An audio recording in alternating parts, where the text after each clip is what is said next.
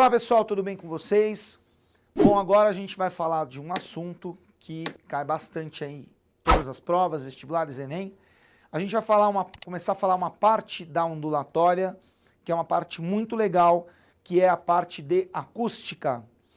Então, a acústica é a parte da ondulatória que vai estudar o som.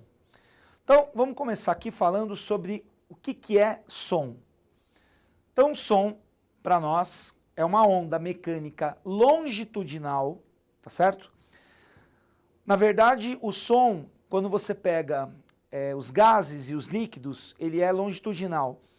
Quando ele se propaga em sólidos, ele pode ser transversal.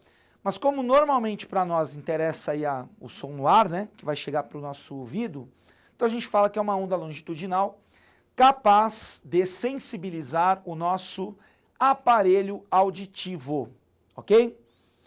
E o que precisa acontecer para uma onda mecânica sensibilizar o nosso aparelho auditivo? Ela precisa, gente, ter uma frequência entre 20 e 20 mil Hz, ok? Então, quando você tem uma onda mecânica longitudinal, com frequência entre 20 e 20 mil Hz, é aquilo que nós chamamos de som. Agora, que nome que a gente dá para uma onda mecânica com frequência abaixo de 20 Hz? A gente chama de infrassom. Esse prefixo infra significa abaixo de. Então, abaixo do som, infrassom. E acima do 20 mil Hz, você tem o ultrassom, ok? Que fique bem claro uma coisa, gente. Quando a gente dá esse intervalo entre 20 e 20 mil Hz, por acaso significa que todas as pessoas do mundo escutam entre 20 e 20 mil Hz? A resposta é não. Eu, inclusive, ousaria dizer que não existem no mundo duas pessoas que escutem exatamente da mesma forma, tá? Só que assim, pessoal, já que a gente está estudando esse assunto, a gente tem que ter uma referência. Então, o que a gente considera som é entre 20 e 20 mil Hz, mas, repetindo, não que qualquer pessoa consiga escutar essa faixa aí. Outra coisa, gente, alguns animais conseguem escutar frequências maiores que 20 mil Hz. Cachorro, você pega, por exemplo, aí morcego, tá?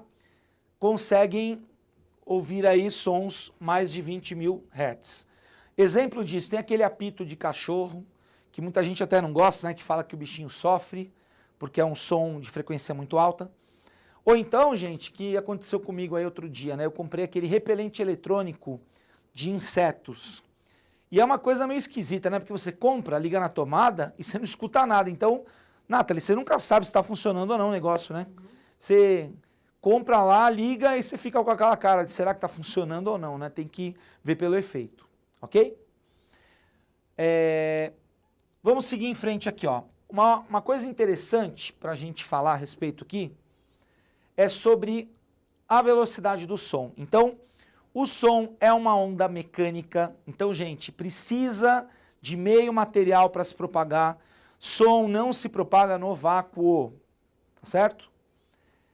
E quando a gente vai analisar a velocidade com que o som se propaga, no geral, nos sólidos, essa velocidade é maior que nos líquidos, que por sua vez, no geral, é maior que nos gases.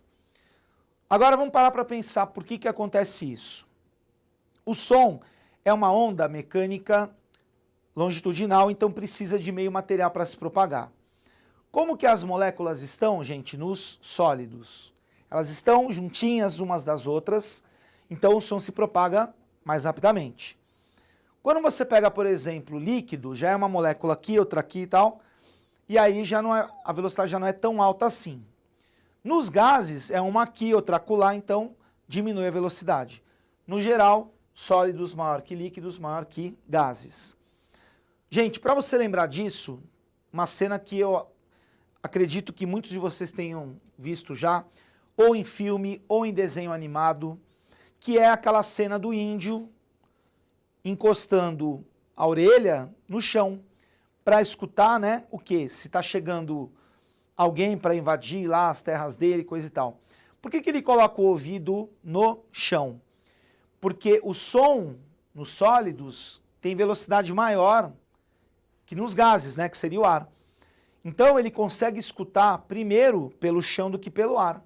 Muitas vezes quando ele escuta pelo ar, o que acontece? Tá muito perto já, então pelo chão ele consegue escutar quando, né, as pessoas aí que vão invadir lá o lugar dele estão mais longe, ok? Gente, quer ver uma outra questão que é cara de vestibular atual? Não sei se vocês se recordam do tsunami que aconteceu aí alguns anos atrás, que foi, na verdade, uma coisa péssima, né? Muitas pessoas morreram, casas destruídas, foi bastante ruim. E eu não sei se vocês estão lembrados, quando teve o tsunami no Japão, que tiveram umas histórias falando que alguns animais, antes da inundação, acabaram migrando para lugares mais elevados e acabaram não sofrendo as consequências dessa inundação justamente por estarem em lugares mais elevados. Que, na verdade, ninguém sabe exatamente a explicação disso, o porquê disso. Agora, gente, de repente o cara pode montar uma questão falando sobre isso e dizendo o seguinte: uma possível explicação para isso seria qual? Como o som se propaga mais rápido no chão do que no ar, pode ter acontecido desses animais terem sentido essa vibração, né, do terremoto, né, que originou o tsunami, pelas patas no chão.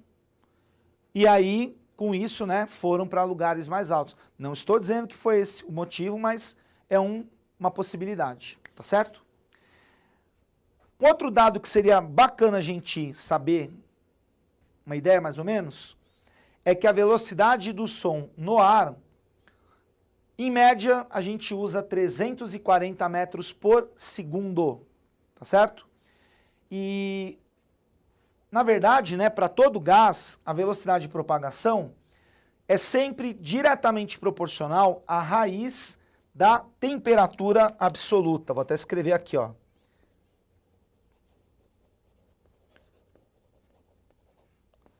Lembrando, né, que temperatura absoluta a gente calcula em Kelvin. Então aqui, gente, na boa, não é uma coisa para você ficar decorando, mas para você entender. Então, quanto maior a raiz quadrada da temperatura absoluta, maior a velocidade no gás. Vamos pensar qual é a lógica disso. Falei para vocês que nos sólidos é mais rápido porque as moléculas estão mais juntinhas, se propaga mais rapidamente o som. Depois nos líquidos, que as moléculas já não estão tão juntas assim. E por fim nos gases, que elas estão mais separadas. Agora imagina, pessoal, a gente já viu aí em assuntos anteriores, mais especificamente temperatura. Aliás, se você não lembra, dá uma olhadinha lá depois. Temperatura é uma grandeza que vai medir o grau de agitação das moléculas, tá? Quanto maior a temperatura, maior o grau de agitação. E aí o que vai acontecer? Essas moléculas ficando mais agitadas, elas acabam ajudando na propagação do som.